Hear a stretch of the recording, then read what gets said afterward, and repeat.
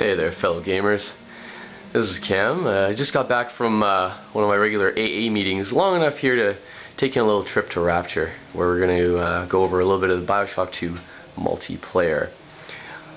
So, thanks for joining me on this little trip.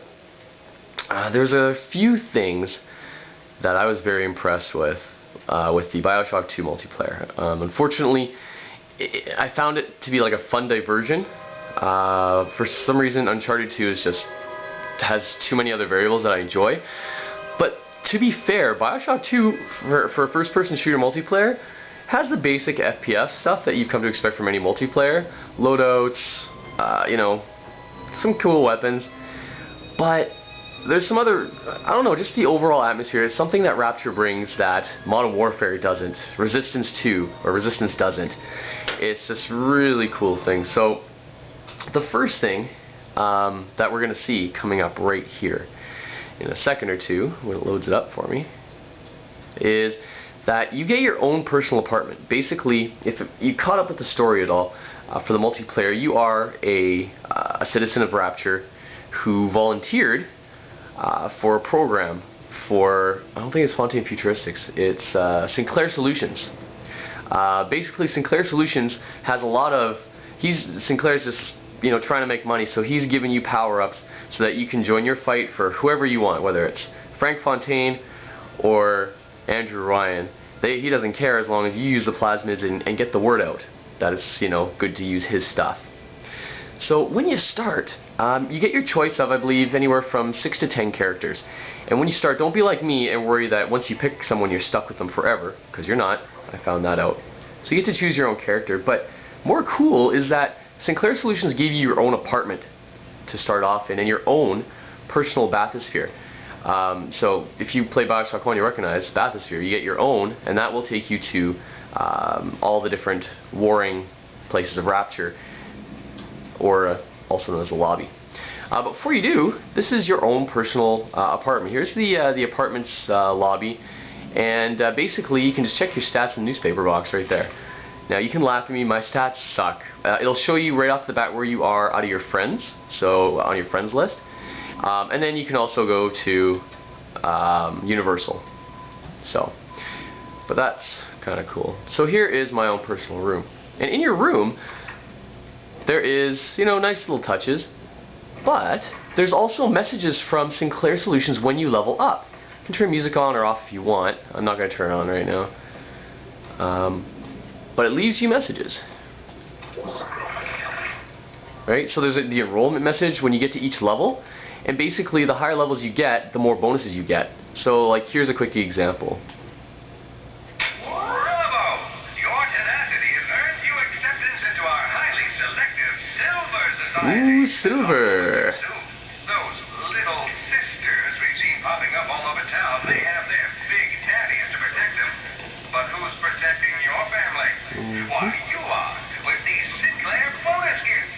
But wait, your rewards don't stop here. Our highly exclusive Gold Circle has taken an interest in your efforts.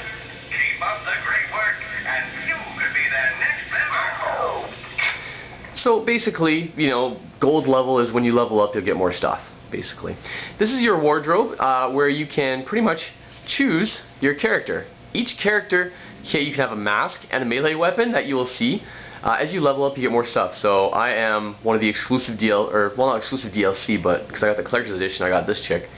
And you can choose different weapons as you go. I don't think it changes the power of the melee attack, but it looks cooler. You also get different masks, which you can choose. I'm seeing a tragic comedy. This is a pretty pimped out apartment, right? Pretty darn sweet. But there's nothing really in here. But I just like the idea you have your own apartment. Here's a log recorder. What is it? I forget what it does. I haven't played here in a little bit. Okay, so it has audio diaries for every character you get to play as. Right? Even, you know, the downloadable ones or the extra ones. And you can, it's just add additional history. So I really think that's a cool touch. For those people who like Rapture and the whole atmosphere of it, it's great. The Gene Bank allows you to change your loadouts. And you have 3 loadouts that you can select. Basically, your weapon, your bonus, because each weapon can get a bonus as you unlock them. Shotgun, the rate of fire is included.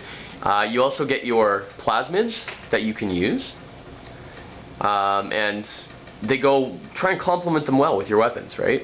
There's also other bonuses, because in this game you can there's turrets that you can hack. I hated the idea of turrets, but the fact that you can make them hackable makes that better. I couldn't stand them in Killzone 2, but now that I can put them for me, you also get points for hacking them. Eve Saver and Speedy Recovery, and there's lots of things to unlock. And of course you can change the loadout for the different maps that you go into. So I really thought that was an excellent touch. So that is where you start out. Let's head into the lobby real quick here. And here we go. So it brings us right to the lobby, and the lobby is quite basic, to be fair. I mean, Resistance 2 looked a little bit better, Uncharted 2 looked better. I'm sure some of the other ones kind of look better. Like, I'd like to go have the ability to check the last game's stats, but you can't do that. Your stats are right there. You can do your invites, customize. You can just where you can choose your character, right here. The one thing that's really cool, though, is that in Uncharted 2, for example, you can choose a taunt, and people love to use their taunts. But the thing is, that's the only taunt you can use in the game. But, whoops, I didn't want to do that. But in Bioshock 2, each character you choose has like 4 to 6 taunts that they use every time you kill someone randomly. So every time you're just talking shit in their ear, and I've been killed, and I can hear the characters saying shit like, you know, you should have stayed dead, and you're worthless, and you know, just all that stuff. It's hilarious. You have your own private match. So there is, survival of the fittest, which is deathmatch, team deathmatch, capture the little sister, and this one I honestly don't like as far as team deathmatch or capture the flag modes go, because it's just that it doesn't go continuous. Like, you have 3 or 4 minutes on offense and 3 or 4 minutes on defense. So it's kind of unique, but I don't know, I just didn't like that too much. Let's see here, Team Adam, grab. Yeah, you just want to hold on to it as long as possible. So the modes are pretty good, but they're basic. I'm gonna go over the gameplay in part 2, just because this actually was kind of cool to show on its own. So just click on the link and head over to part 2, and we'll do a little bit of gameplay, and you can watch me get my ass handed to me for once. Thanks for watching, and enjoy your games.